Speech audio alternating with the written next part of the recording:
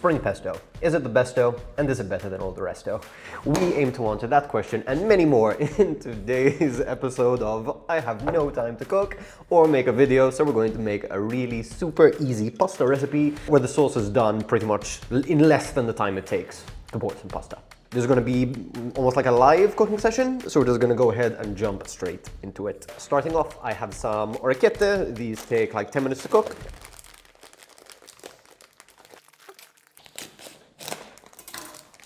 So we're going to toss them straight into the pasta water. We're going to start with a tablespoon of salt.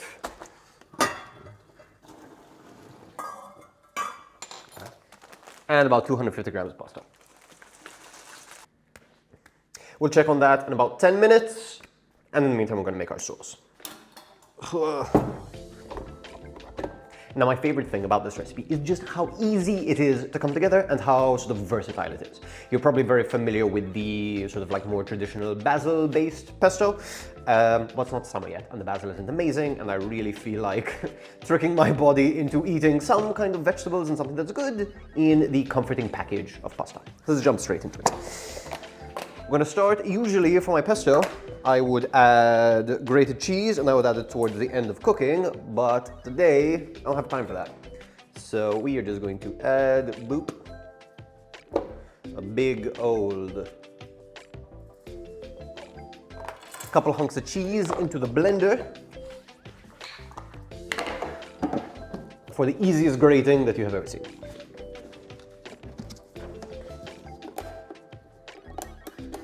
I should turn the blender on. As I was saying, the easiest grating that you've ever seen.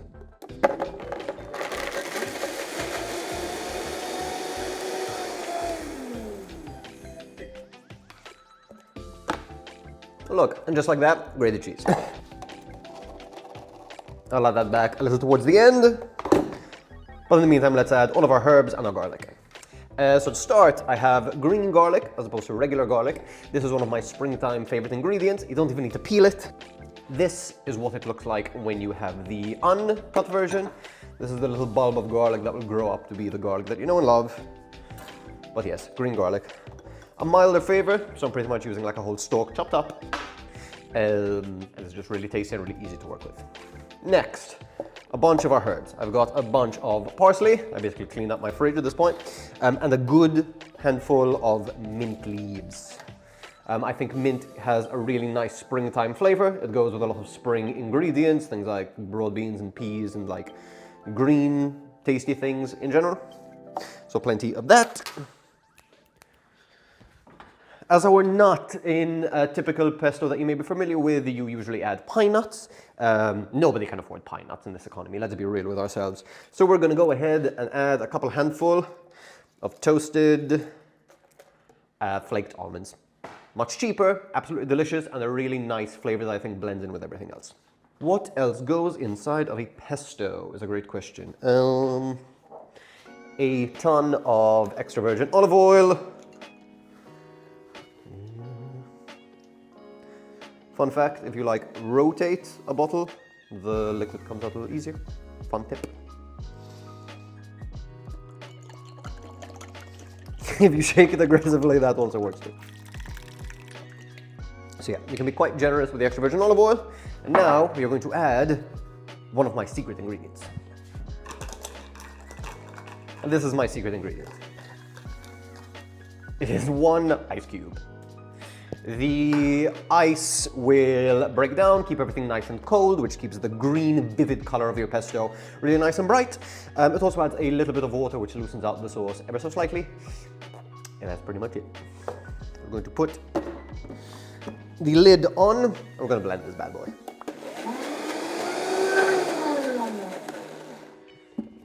If it spins into nothingness, we will need to add either more liquid or agitate it slightly.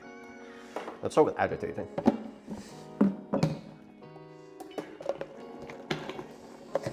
There we go. You just need to massage your pesto together. It's easier if you're making like a big batch.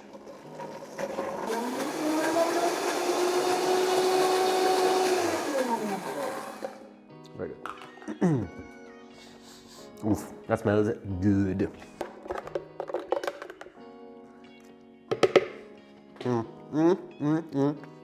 That is so good.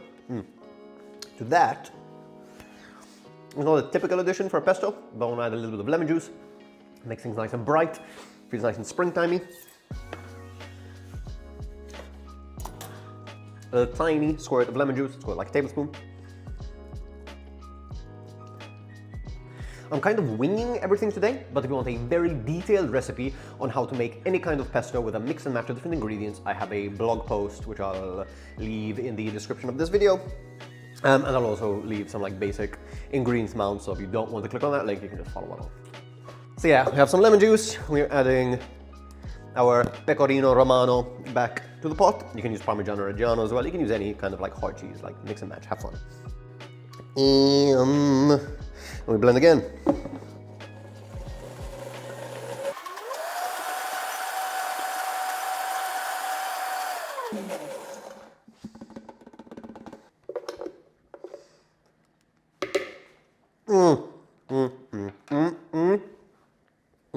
It's everything you know and love about pesto. It is cheesy, it's herbaceous, it's bright, it's a little nutty, but the flavor is kind of different. In a good way. I don't know what else to say. It's absolutely delicious. And this is our pesto basically done. One last thing which I want to add is just a little, again, a non-typical pesto addition, but we're just going to do a little bit of lemon zest. This adds a little bit of brightness. I'm going to be adding some peas to my pasta later. And I think lemon and pea go really, really nice together. So there's like quite a good wad of lemon zest. I'm not going to blend this. The blending tends to like bruise the lemon. This is already kind of like a big Italian faux pas. You're meant to make pesto in like a pestle and mortar and take fucking forever to put it together. Like a blender makes it so much easier, so much more convenient to make bigger batches. If you want a full spiel on how to make like a really amazing pesto, how to do a bunch of really other classic Italian pasta sauces and how to cook amazing pasta, I have a free course on Skillshare. You can get a free trial for Skillshare using link in my description. That's if you're like super into pasta. I would recommend that. Blenders like this, perfect job for a little tiny spatula. For those of you who are like, oh no, that's kind of like a little sissy toy, I don't need a little baby spatula. Baby spatula is the best. There, it's a little messy, but there you have it. This is our pesto. Took like no time to put together. Our pasta's still raw, and we're like good to go. I'm gonna cut and jump into finishing off the pasta, but first let me show you the easiest way that I found to clean the blender. A little squirt of soap, about 100 milliliters of water,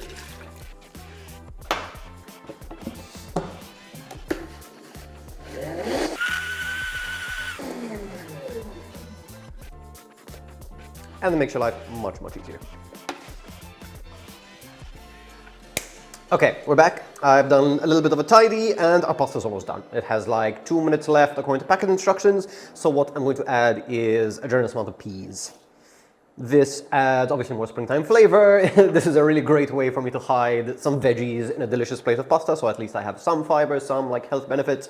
And at the end of the day, peas love pecorino, they love almonds, they love lemon juice, they love mint. All the flavors in this dish should go together amazingly, amazingly well. So yeah, just letting these get a little incorporated. They should not take long at all, like 30 seconds to a minute. And then we'll just mix everything together. In the meantime, there is one very important ingredient which I forgot from my pesto, and that's just a little bit of black pepper. I kind of do this to taste, but I usually do like 10 turns. I want a little bit of pepperiness. You can always add more later or just leave it at the dinner table for your guests to sort of add for themselves. But yeah, this is officially our pesto. Our pasta is nice and al dente. Our peas are nice and tender. They just pop ever so gently and they warm through. So I'm going to turn the heat off and now we're just going to bring everything together, which is super, super easy. Now, my usual move for pasta is to get a strainer, put it on my pasta pot, and reserve a little bit of pasta water. We'll use this to adjust the consistency of our like finished sauce. As for the rest of the pasta water, to the sink. Now, since the pesto has this really beautiful bright green color and like delicate flavor that we want to sort of preserve and maintain and highlight, I would not recommend heating up the pesto back inside of the pot over high heat. So what I am going to do is I am going to mix everything together in a nice large mixing bowl. So let's go. There's like an easy 2 portions of pasta. I put like 250 grams-ish. So let's add a good amount of sauce, and we can always add a little bit back later. Alternatively, I might save this for like to use as a salad dressing or like as the base of a sandwich. It's chef's kiss. But for now, let's mix some pasta. Let's just do everything. So we have our pesto at the base of this. Let's add a little bit of pasta water just to bring things together. Let's give things a really good mix and a turn and a mix and a turn. I'm dropping pasta on the floor, but it's okay because it's Friday.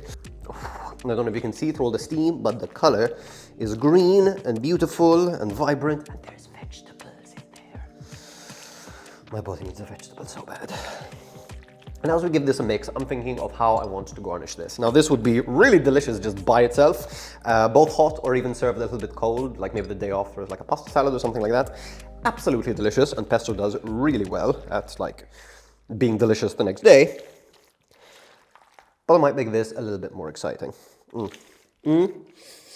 Oof, so that looks and smells amazing. I'm just gonna get ready to plate, and we'll taste it, and I'll give you my 2 cents.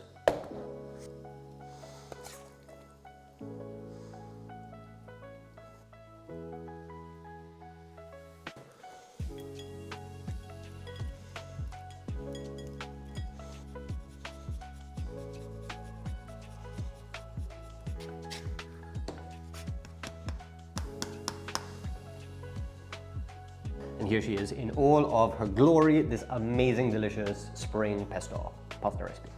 Now, all of the extra bells and whistles that I added at the end are by no means necessary. A little bit of black pepper, there was some lemon zest, I added some more grated cheese, some flaked almonds. Those are all super nice, really delicious, and if you're like serving other people, it's the kind of thing that makes them go like, wow, you really put in a bunch of like effort and love into this. That's just nice. I like garnishes, they like add a little bit something extra to the dish. But it would be just as delicious without any of that. You could literally just have pasta and the pesto sauce and it would be chef's kiss. But let's actually get a taste of this and see how it's come together. A little bit of everything.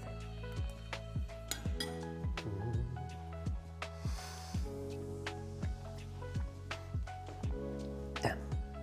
Like, I know I made this, but genuinely, no notes. This is delicious, it's fresh, it's vibrant, the nuts have like a really nice texture, the peas have a really nice like little pops of sweetness and like this green flavor to it. Absolutely amazing, cannot recommend enough. But did we answer the question? Is spring pesto really the besto? Pesto al genovese, which is like the basil pesto, which you probably know and love, is just as good. You can make a pesto with any herbs that you like. There's pesto with sun-dried tomatoes in there. The world of pesto is wide open for you. I hope you give this a shot. If you want the full recipe, it's going to be inside the description. If you want any more sort of pasta tools and resources and stuff, there's some more links inside the description. I hope you enjoy this. I hope you give this a shot. And I hope my cats don't wake me up tonight because I really need a good night's sleep. Thank you for watching, and I'll catch you in the next time. Bye. Bye, bye, bye, bye, bye.